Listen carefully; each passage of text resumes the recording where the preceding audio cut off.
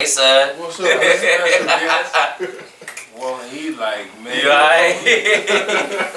Man, it gets real. Look, this Yes, is sir. Real life. the other side, okay? That's the real interview for the get started. To get to know the rapper and the man and the artist. So I spent time building with each DJ, going to these clubs every night, knowing that Polo's at this club this night, 630's at this club this night, Rio's at this club this night. So you set your rounds up for the week. All right, I'm about to go build with this DJ, because you want the relationship to happen organically. And that segues into my question. We all would love an organic relationship, you know, but we don't live out of town. If I'm in Atlanta and I'm trying to come up and I know I'm the shit and I know I got that heat, how do I get that DJ outside of if he's just looking just off visuals? Okay, he got some chains on, whatever. He must be about what he say. Most people don't think like that. So how am I even going to go to Atlanta, get into a club, be around the DJ, you know what I'm saying, and then get him to play? Because I'm not just requesting, hey, can you play the new Chris Brown? Nah, bitch, I want my record played. I know the tempo, I know what the vibe is. I done musically selected the record that I want to bring to your attention based off my knowledge. But there's no way that you can let a nigga know that you here with this shit when you don't know him. But I don't got all week to keep coming to the club every other week to try to build with you. That's real. So there's the catch-2020. DJs want to hear your shit sometimes. Before you a certain level or whatever, people want to hear it. They want to know the tempo. They can't trust if your quality's gonna be there. You know, is it gonna bump like the last song, or am I gonna look like a dickhead for taking your flash drive and playing this shit because my job is on the line? The main thing with that is this is always either with requests or with artists coming in and wanting you to play their music. My man, the hairstylist too. I don't know if y'all caught that. They ain't skip a beat, just like, yeah, and DJ, how we supposed to make this work? I got a hey little boy, if you fart on me, I'm gonna play you. I got one for you. On the tattoo side and on the music side, like for you, what is the ultimate goal, or what does the ultimate way of success look like for you musically and tattoo artist side? What does that look like for you? Success. Can you do me a favor, Kenny? What's up? Could you grab him the shop phone out of Jason's booth and give it to him so he know what to do? Go up there with Kenny. He gonna give you the phone, okay? Okay. Say that one more time. Right. He was here when we first we started in here. Tiny. Yeah. I don't even know this shit. Cool dude. Now he make mean mud grown man faces. Yeah. Stank breath and shit. This nigga came over here, he's farting on me the whole time. I'm just trying to be professional. I'm like, he kept it together. Stinking ass boy. You wanna go sit on my station? You wanna sit over there or in Jason's booth? You wanna sit up there with Kenny? Yeah, he know what to do. He good. So can you say that one more time, boss? For you, on the standpoint side of being a tattoo artist and a rapper, what is for you the ultimate sign of success, or what does the ultimate success for you look like on each side of those? The ultimate sign of success, being financially stable. So I feel like, I ain't gonna say I've hit my pinnacle. I ain't hit my ultimate level of, like, I haven't maximized my success, but I have hit that ultimate level where it's like I can wake up every day. If I want to go to work, I will. If I don't, I fucking won't. That's it. That's what the average person would kill for. Yeah. And that's it.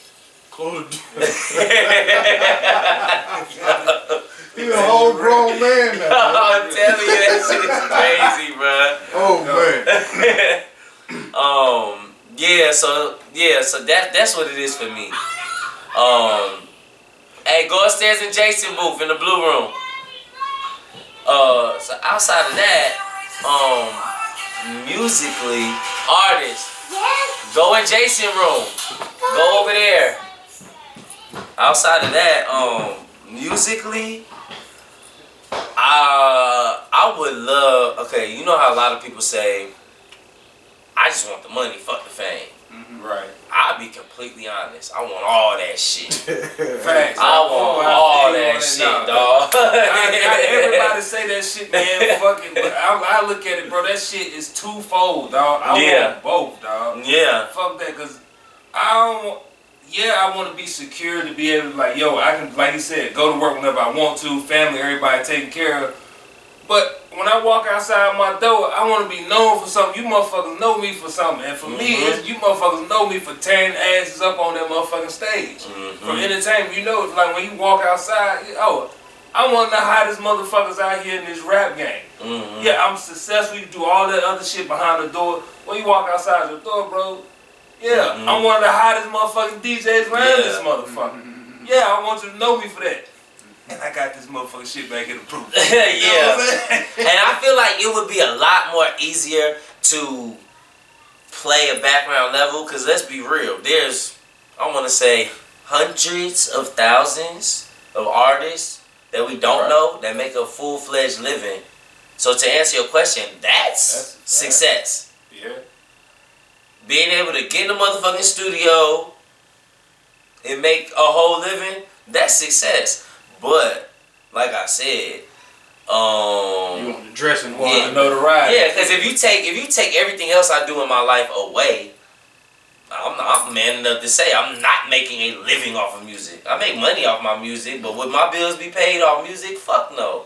So I haven't hit that level of success yet. So that would be my my idea of success. But I ain't gonna lie, it would be easier to settle for that once I get it. Just like where I am as far as the tattoo shop.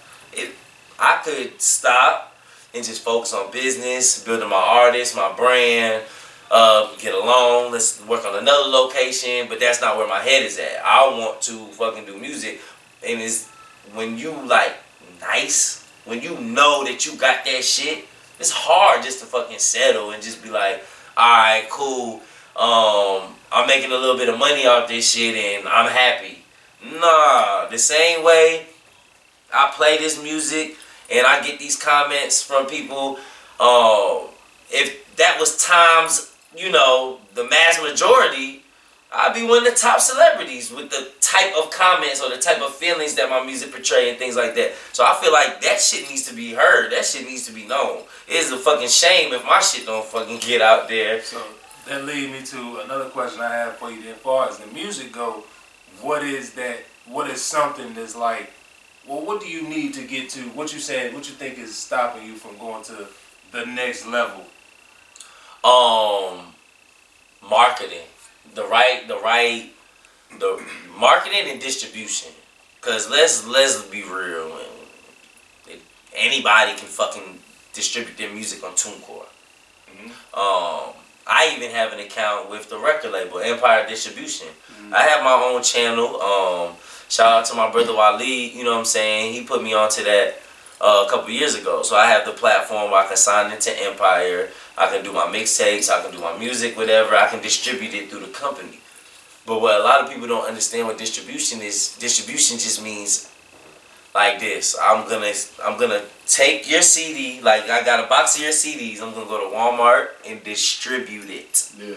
Now it's sitting in Walmart. Yeah, but it's sitting in Target. But I ain't telling nobody shit. There ain't no poster above your shit. There's nothing to draw specific attention to you. You're just there. And that's the problem. See, and I haven't experienced it, but per my knowledge, when you get with a certain artist or a label or the right type of situation, that distribution comes with marketing. And then the marketing is where it all makes sense. You drop your shit, you're on Spotify. Now, what's your marketing behind it? As soon as you fucking go on Spotify, whatever that top box or a frame or whatever the fuck it is, you're there. Placement. That's it. I don't have that, and that is expensive. Is that like I was listening to an interview with what's my man name? QC, I think it was. It was like for artists like to break a record, he was saying it'll cost like 250 or something like that thousand. Is that the same? Like how you saying? Is that sort of the same? It was like to actually like the budget to actually break a record. But you know, everybody got their own number on what they feel like takes to break a record, and I have a lot of insight on what it took to break certain records. Like even as far as my brother Luke Nasty, I wouldn't get too specific on the actual numbers on what certain things took. But shit, it's a number. Yeah, and it's a number, and it's either you gonna motherfucking put your whole life into it, you know what I'm saying? But it's a million ways that people get into the game, and then that's the more frustrating thing, because it's like you have all these options. All right, do I focus on trying to be TikTok famous? Do I focus on trying to be a funny skit maker and that segue into it? Or do you just get to be one of those lucky bitches that fucking make the right little fucking song with a gay ass dance and then overnight, you know what I'm saying? You didn't even work hard, this shit just fucking happened. That's real. That's real. You know what I'm saying? There's a million ways that this shit happen. Or you keep grinding like fucking 2 Chainz and you don't really make it until you're 40. Yeah, that's real. There's a million different ways this shit happens, and that's the most frustrating part, because you don't know what route to take. You just like shit. But what makes it easier on me is understanding that there is no one route. Everybody thinks like, yo, if I got Jay-Z in the room, that nigga can just tell me what to do. Yeah. It's no, I can tell you shit. You have to just live your life and just do you. As you're doing it, shit starts happening. And you know what I'm saying? And one thing that I've seen across anybody who's like super successful, it's the hyper focus. The thing I mentioned at the very fucking beginning of the shit. If that's what you're thinking about, if that's what you're doing, if that's what you're feeding into the universe, this shit is gonna come back. And ever since I've been hyper focused on music, I've been getting the signs and the things that I needed, the fuel that I needed to keep going. You know what I'm saying? Pieces of validation along the way.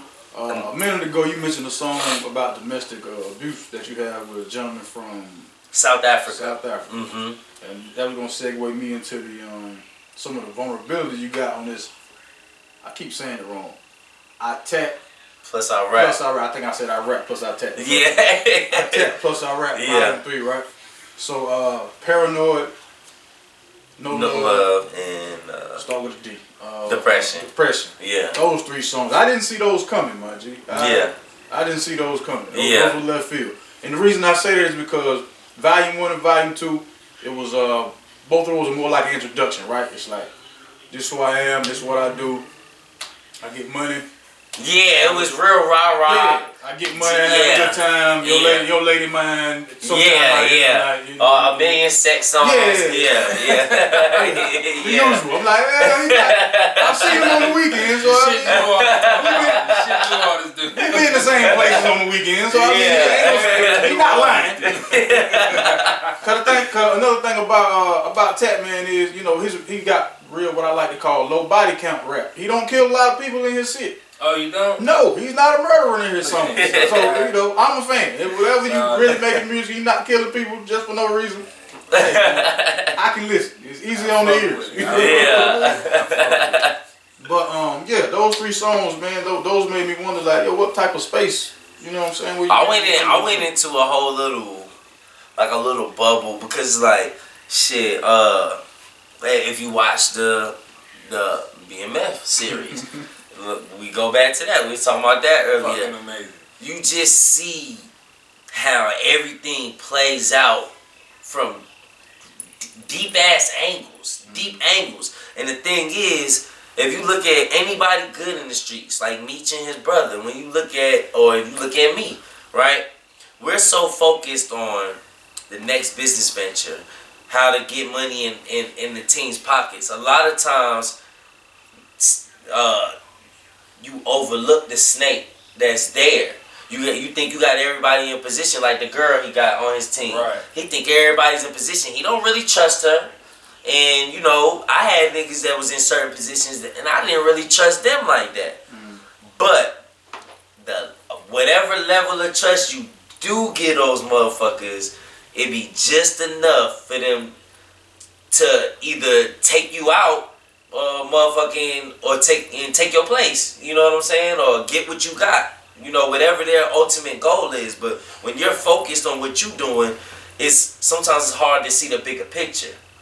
And those records came out of a situation happened to me. You know what I'm saying? And I've always been a thinker, but this really sat me down and started to think about the bigger picture.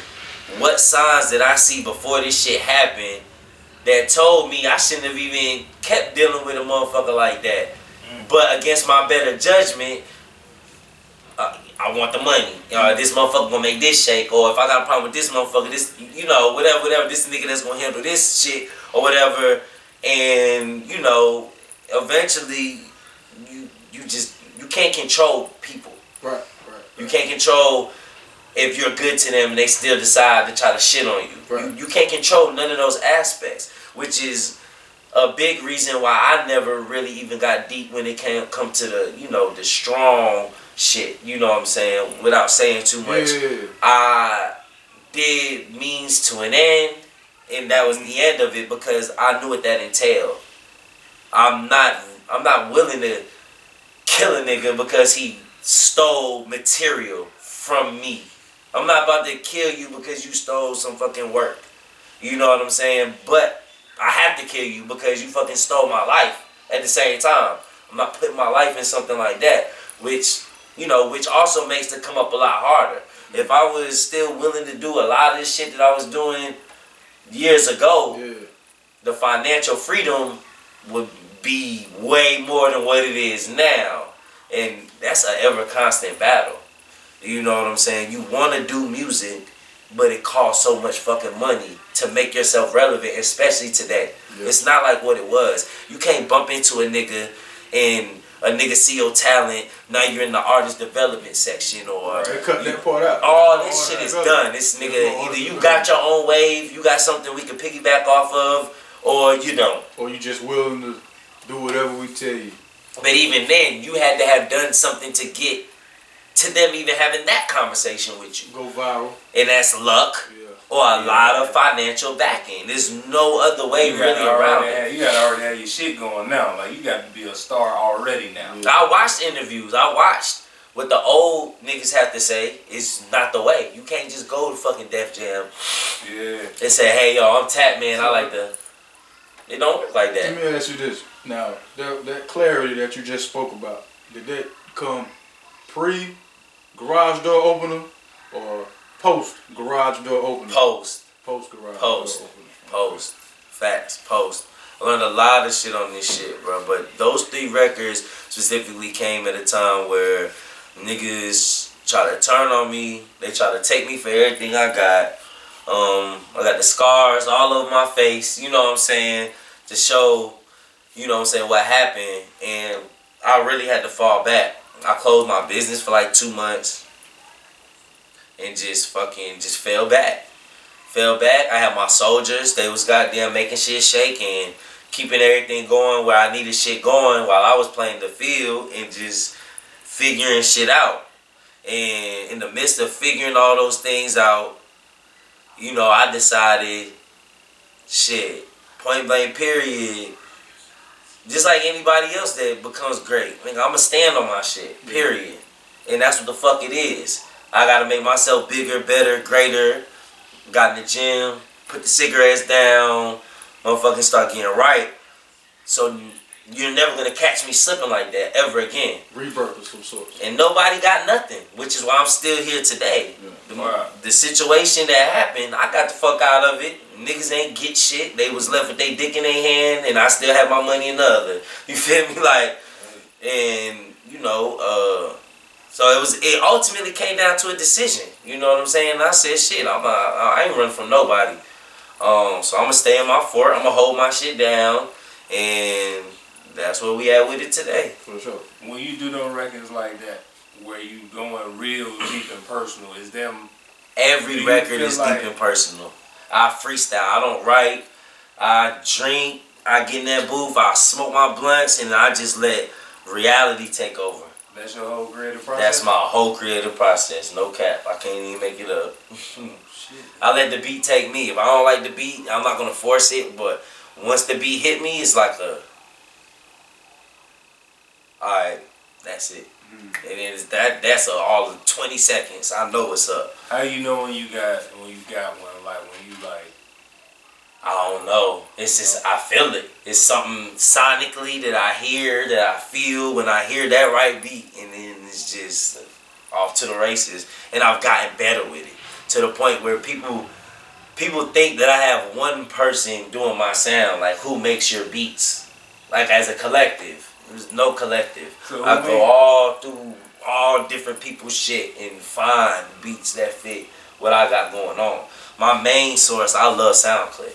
It has mad different people on there, and then if you like the beat, you just fucking lease it, whatever, you know, buy it, exclusive, whatever, and take the tag off, and it's just easy. You go to genre, subgenres. You can get real specific. I go to pop, EDM. Those like my favorite too. EDM? Yeah, pop and EDM. Yeah, those are my favorite too to pick some beats from, no cap. He make a lot of Miami sound and shit. That EDM shit, motherfuckers, I think people don't realize how much that EDM shit is popping and how much it goes. That's money. That's shit, money. Like, that's money. I thought about being an EDM crowd. I'd have EDM remixes like everybody's shit. That crowd is, man, that shit just go everywhere. They'll take your rap song and make it EDM. Yeah. Like EDM That's everything. a question for you, like as a DJ, like how Nope. That ain't like, you know, interest, like, cause it's like that shit. Cause that's like commercial. That's commercial. That's a commercial DJ. Okay, so the music itself, I don't have a problem with the music itself, but when you compare EDM DJs to actual other DJs, I ain't gonna say actual. I mean, they got yeah, DJ's a DJ right now. They got equipment. You know I get where he's going with it. I get where he's going with it. But this, nigga playing instrumentals back to back. That's my only thing with it though. It's like that's amazing to me how they can get paid all this bread, but you're not doing that much. And like some of the forefathers of actual DJing, they felt the same way about DJs such as myself who use Serato instead of walk around with a lot of crates. I mean, it's the same. I'm gonna try to put it in comparison, like with what I do with stand up. Motherfuckers be like, "Why you don't do this internet shit?" Like I be trying to tell motherfuckers the difference between getting your ass on that stage and being an internet social media IG comedian. Is that the same? Like as far as the difference between scratching and EDM shit. Like those would that be the same kind of comparison? All them songs sound the same because they all the same tempo. Right. There's no crescendo. There's none of that. It's all up. By the time they stop playing their music and turn that shit off, people gonna crash. You know what I'm saying? Bro, I heard like the difference of how big it was, but when I went to Vegas and I'm partying, it was like, yo, literally every fucking song got the same fucking beat. Yeah, it's all the same tempo. Every single party was at, dog. I don't give a fuck. They went from French Montana, T.I., Gucci, and they had an EDM version. Yeah, so like 140 something BPMs. Bro. But what people not realizing is that's my favorite BPM though. I ain't gonna lie.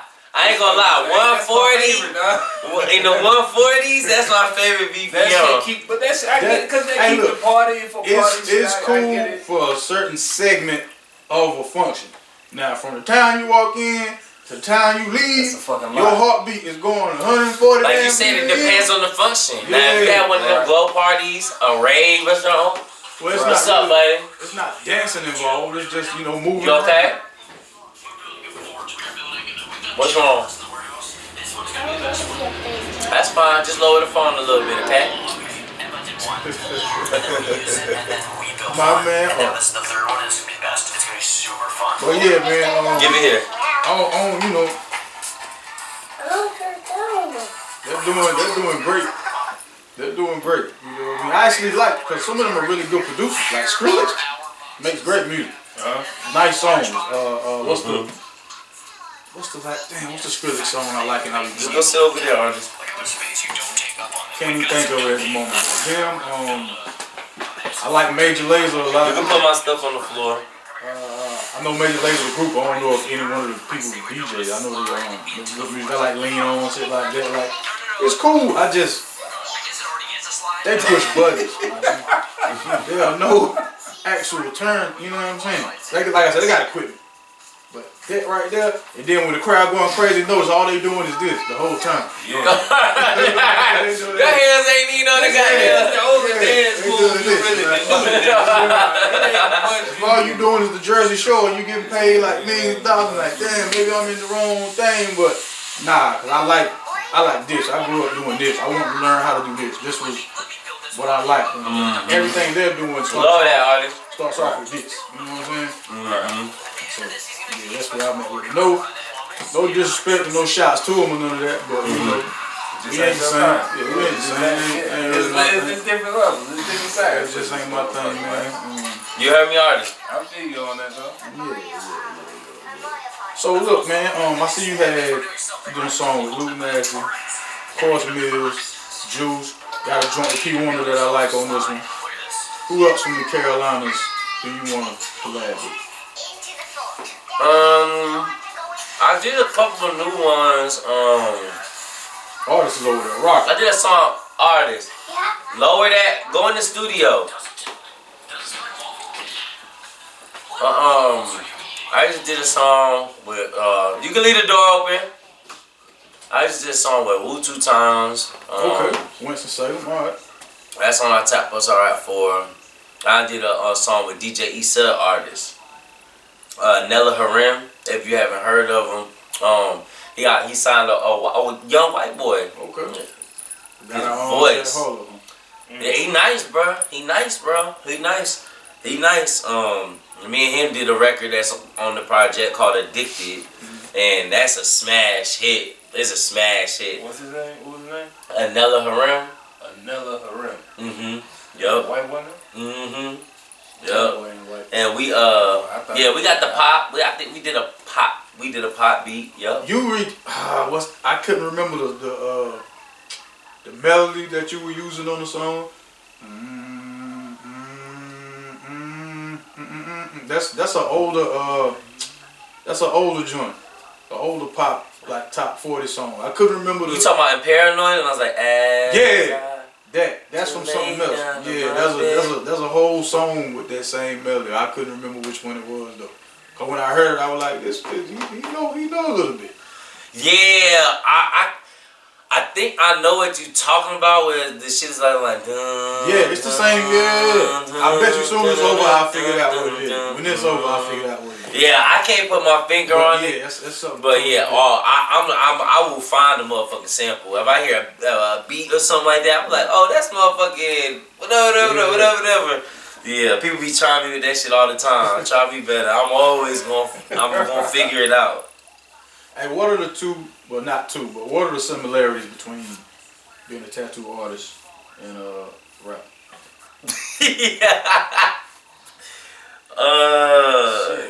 Honestly, there's no similarities. None. Nah, it's no correlation. At all. It's no correlation. They're two completely different crafts. One is, understanding light sources, shading, things like that.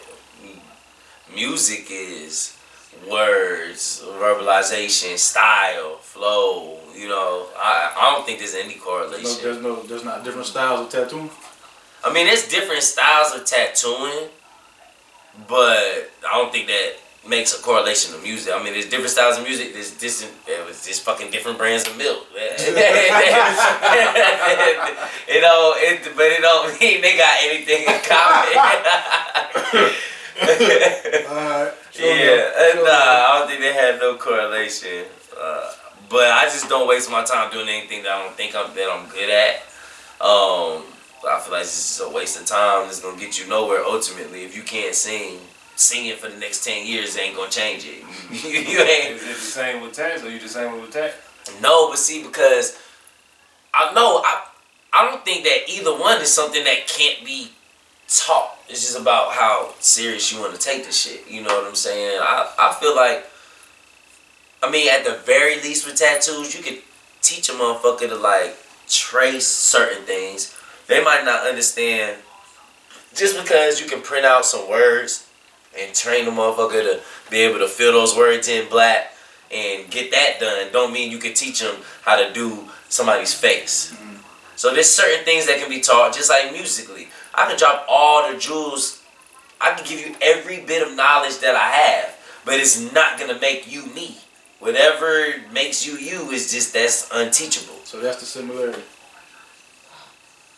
Yeah, I guess he was gonna try to fit that shit in there somehow, some way.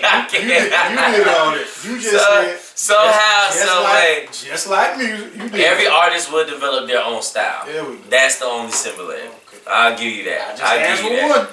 I didn't see it at first. Hey, I mean, you stretched it. That motherfucker real thin, you but did you all got the talking. it. You did all the talking. Hey man, I gotta. This is a stupid question. This is a dummy question. But it's for me, because I've always often wanted this. Like, what's the deal with this fucking green ink that every fucking body uses? Why the fuck everybody use that same shit? Like, what is You talking about black ink looking green? Or people saying it looks green? The shit just on you, well, you ain't got a lot. But yeah, this shit, black ink, because that's the name of the show. So this black ink looks green to you? Like, almost black mine look green to you? Yeah, that shit look green to me. I don't understand that. I've had people say that shit. I don't like this right here is green, right? No, where are you seeing green? I don't. People say that, but I don't. I've heard it a lot. This shit black. So this ink that's mostly used, the shit be looking green though, motherfuckers. You saying that shit is black? It's black. It's blacker than this motherfucking Coca-Cola. If I show you the ink, looking green as fuck on motherfucker. Yeah, I get what you saying, kind of like that.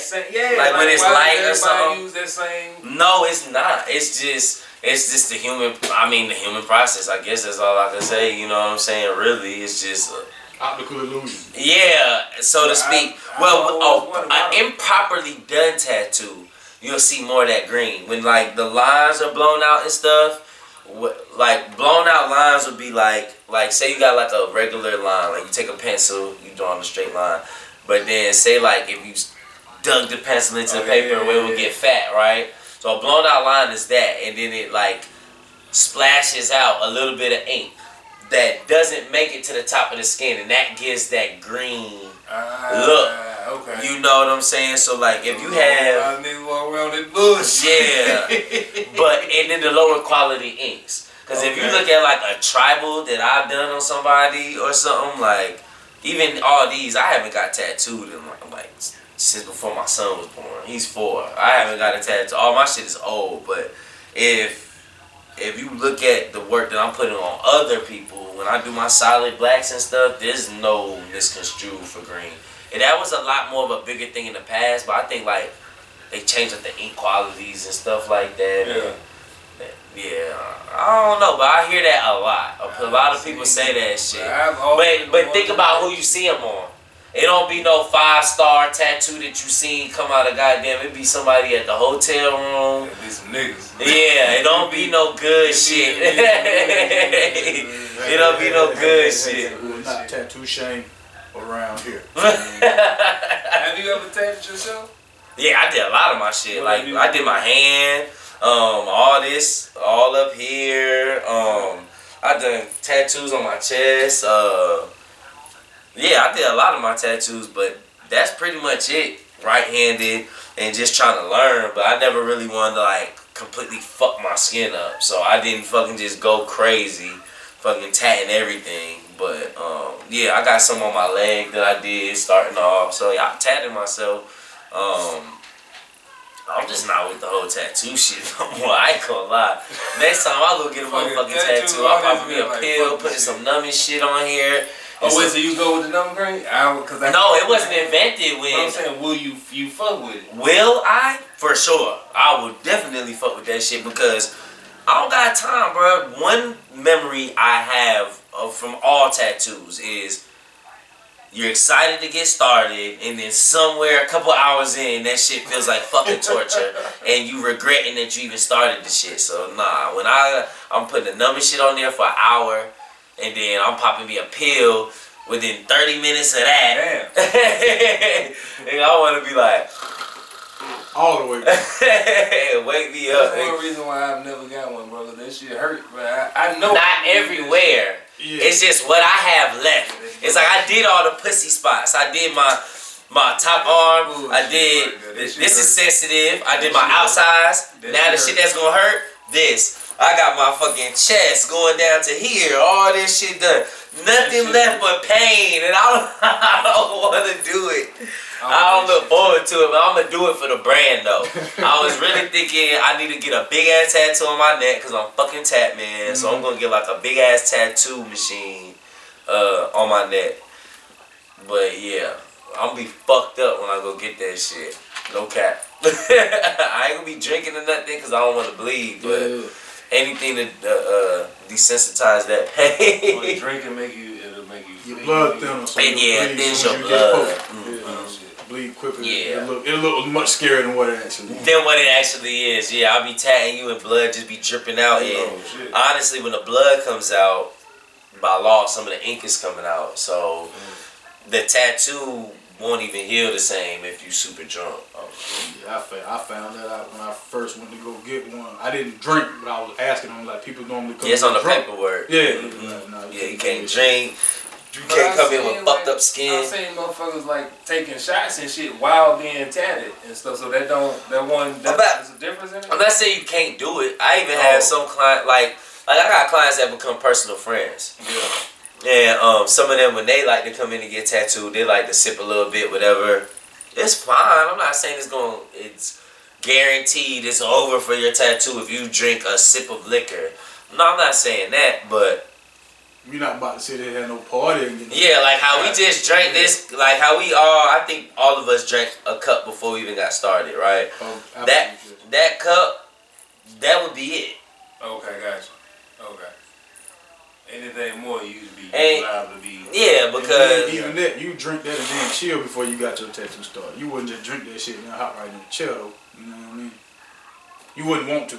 They got some shops. Some shops got little bars in them. I don't really know the loophole to that shit, but yeah, there's one right around the corner that got a bar in there. But I'm like, I wouldn't even want to deal with the headache. Is it an open bar? Is it just for clients? I don't trust these motherfuckers tell you like I think, bro, if it's accessible to me, it's accessible to you too, and I'm not even in it. It's even more. That's another thing. Yeah, that's true too. That's true too. I'm cool if somebody's smoking something, but I wouldn't want my nobody to be drunk as fuck doing no artwork. Have you done any like celebrity clients or anything like that? Celebrity. I mean, okay, Luke, that's my boy, but he's the most bullshit of all bullshit. He haven't got a tattoo yet. You talking about DJ Luke Nasty. He haven't got a tattoo yet. Recording his whole Highway Music 2 here. I ain't touched that nigga's skin yet. And it's not on no personal shit. I really don't. It just don't be lining up. We get together, we do music or as a show, right. But let's see if we want to talk about Stunner from Vegas. Okay. He got a couple tattoos here. Like the one I think got like some red shit, like words and shit on his face. I passed him to one of my employees. I didn't know who the fuck the nigga was. You know what I'm saying, when he was coming. And my employees was like, yo, we got goddamn, that's bruh and the goddamn I'm like, I'm about to go trap. I don't know what the fuck y'all talking about. I don't know this nigga. I gotta go to the block, so I catch y'all niggas later. You feel me? I don't know. You feel me? He came a couple times. They like, man, you was supposed to build with him. I'm like, if it happened once, it'll happen again. Fuck it. So let me ask you this: what would you want your ultimate legacy to be? Either that's for either industry. Tattoo. My ultimate legacy. Yep. When the motherfuckers say TatMan, what come behind it? But it's really, for me, it's the music. I'm not gonna lie. Okay. I'm not gonna lie. It's like, okay, who's the dude who got kicked out the NFL for not kneeling or whatever? Colin Kaepernick. So I just watched his shit. That corny, that shit was corny but good. But it was corny as It's fuck. corny as hell because he acting like he really had the nigga experience when he like, really did. You can tell, you can see that exaggeration in that corny shit. But did you do like I did and watch the whole fucking thing? I watched the whole fucking thing, bro. I watched the whole thing. Corny ass shit. My mama suggested that shit. That's how I knew it was already this bullshit. But alright. I'll bring that up to say you might be good you might be talented at more than one thing.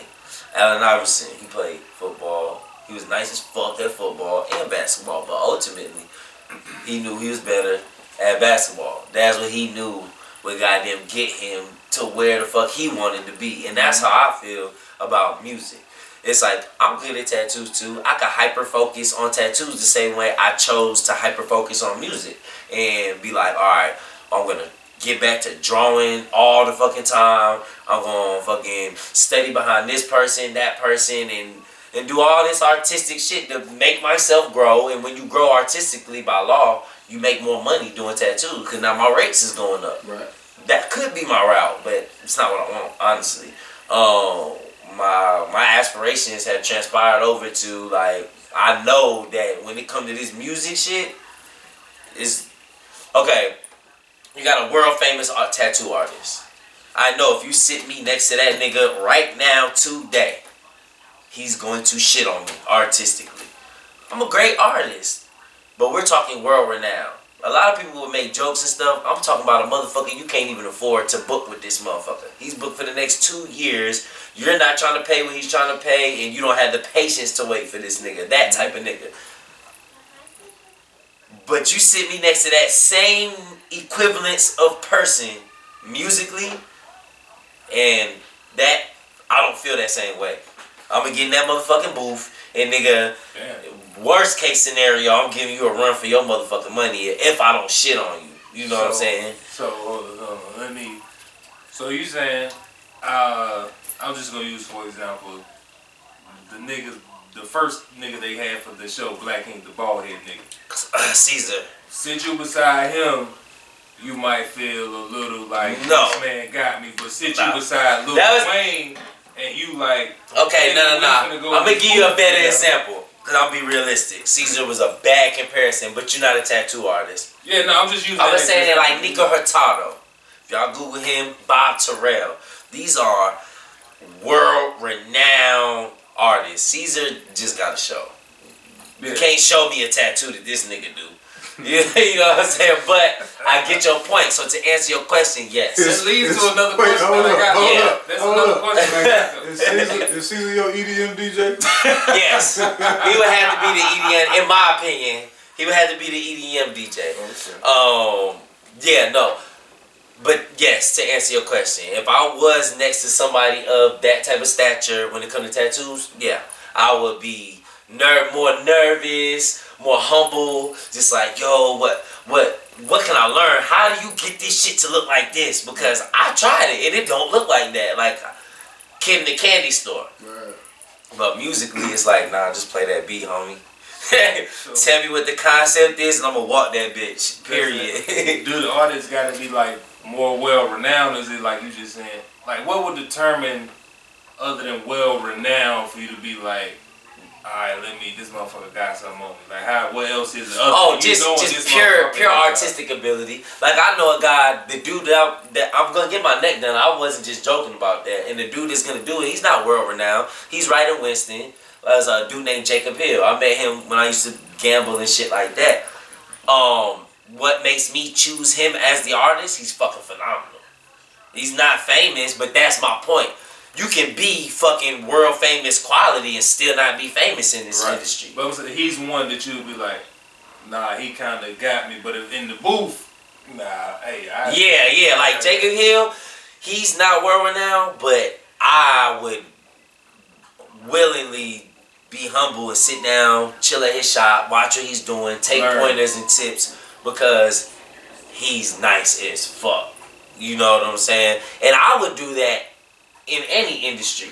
be humble enough to take advice and take tips, because that can only help you be better. Right. But when I feel that sense of, you know what I'm saying, you're $1 million nigga and I'm not, no. When we get in that booth, nigga, I'm $1 million nigga too. And that's just how I feel about it.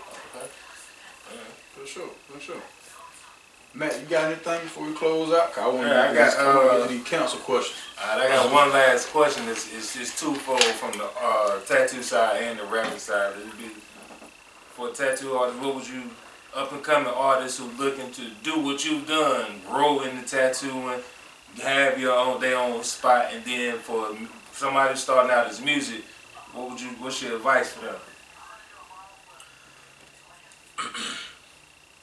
Well, the number one thing I would say is you have to be honest and realistic with yourself. Do I have the attributes to do this? That's number one. So once you figure that out, then it's just a matter of not letting nobody tell you no.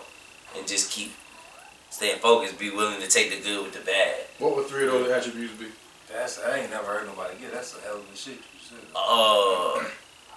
Attributes being like, it's different for everything you're trying to do. If you're a swimmer, if you fucking 300 pounds, that's unrealistic. We ain't talking about swimming. We're talking about tattoo. For like I said, it's for like what you've done. You became a dope artist, and then you got your own shop, and then so specifically in tattoos, what are the attributes? Okay, artistic abilities. Okay. You know, the number one thing that even led me to tattoos was the fact that I was doing art at a young age for a long time. So artistic ability is gonna be the number one thing. Like I said, there's some things that just can't be taught. So there's gonna be another artist that's brain just works in a trippy ass way where you could work till your fucking fingers fall off. You're not gonna be better than this person. It's just certain natural attributes. Those I can't disclose. I don't fucking know what that is. But that's the other thing. You know what I'm saying? That's the other thing that you would need to be at the top tier of your game. Is just natural ability. And then that what I said, that the motivation to keep going, because like whenever you're trying to do something for yourself, we live in a country where that's frowned upon. Essentially, everything's set up in a system. We gonna supply the jobs, the schools and everything. You're gonna go to the schools and then you're gonna work at the jobs. But can you open a plant next to my plant? I don't want that to happen. Can you? Yes. It's so real. But I'm not gonna just allow it. Right. You know what I'm saying? So that's what you gotta understand. I fought for a lot of shit to be here. A lot of motherfuckers would like to, they don't know the story. So they would just like to think that this shit is just like cakewalk, happened overnight or whatever. If that was the case, everybody would have their own business or doing whatever they want to do. It's not that simple. It goes back to what we said in the beginning. We all would like to think that we can sit down with a mentor or somebody of higher stature than us and think that they can tell us how to do what they did. But this all happened by just doing me. What was your biggest sacrifice? To be a tattoo artist? Mm-hmm.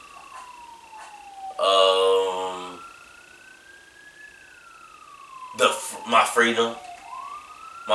I'm used to I'm a nomad. I might be here tomorrow, there the next day. You know what I'm saying? But actually opening the business kind of forced me to be in one place. That's interesting that you said your freedom and you work for yourself. Because a lot of people think when they quit their job, they then go into their own business, that's the freedom they're looking for. It's just what slave you want to be. Do I want a slave for you or a slave for myself? You know what I'm saying? That's slave, what I wouldn't even say to an extent it's slave for yourself. I use slave as a metaphor. Yeah, do I want to work hard for me or you? But I'd say I like the word slave, but it's like a slave to your passion or what it is. Or a means to an end, which one's gonna be more fulfilling? Because shit when you go for your fucking self. I mean, God, think about the motherfuckers that commit. Think about what it takes to actually commit suicide. To do something harmful to yourself because you're that unhappy. That went left. Right? But I have a point. Yeah, I'm sure you're going to bring it back around. People are shamed or discouraged to the point that they never try. And when you don't try, there's always the what if. And then the what if leads into a spiral of millions of other things. Regrets. Yeah, man. This is the number one rule for your set in order to survive. Gotta learn to live with regret. Facts. So, you pick your role and let the pieces fall where they may. That's essentially, if I didn't decide that, hey, shit, I'm about to jump back in this music shit, but I'm gonna do it fucking with these niggas who already got a platform. And I'm gonna make these niggas like me. I made this shit happen. That's how we even fucking know each other. You know what I'm saying? So what they say on BMF, you see it, touch it, obtain it. Same thing. It is. Hey man, look here. Tell the people your social media information, where they can listen to all 3 volumes of the tape. And where they can find you at to get tatted up. It's your TatMan. My Instagram is at your TatMan. Your_TAT_man. Tattoo Prodigies is the name of the shop. Y'all can Google that. 2809 Oakland Avenue. And when it comes to the music, just pick your favorite distribution site. Apple Music, iTunes, Spotify, Amazon, whatever, you name it. You type in TatMan, I tap plus I rap. You got volume 1 through volume 4 to pull up. And I'ma just put it out there as a little teaser, just special to your show.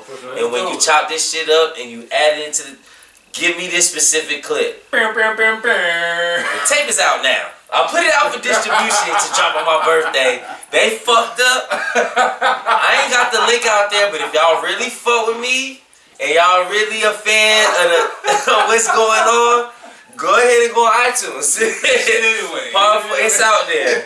I won't be promoting it till my birthday, but it's out there. And this 2809 Oakland Avenue, Greensboro. In case y'all didn't know where we were. Tattoo Prodigies, Greensboro, baby. Well, that's what it do, man. Tat, I appreciate you, man. Thanks so much. You already know. It's been a long time coming. Full circle. I appreciate y'all. My man, artist even made a cameo in here. Yeah, artist, come here. Come here. We on the outro. Come here, son. He was like a baby. You know, artist. Man, you told me get out too many times. He like, man, I ain't messing with y'all. Man, you told me get out 13 times. Man. That's what it do, man. This has been ShopTalk NC presents Mack and South. I'm B Mack. I'm your man, 58 South. 1 word, 2 fingers, 3 times. Peace. Peace.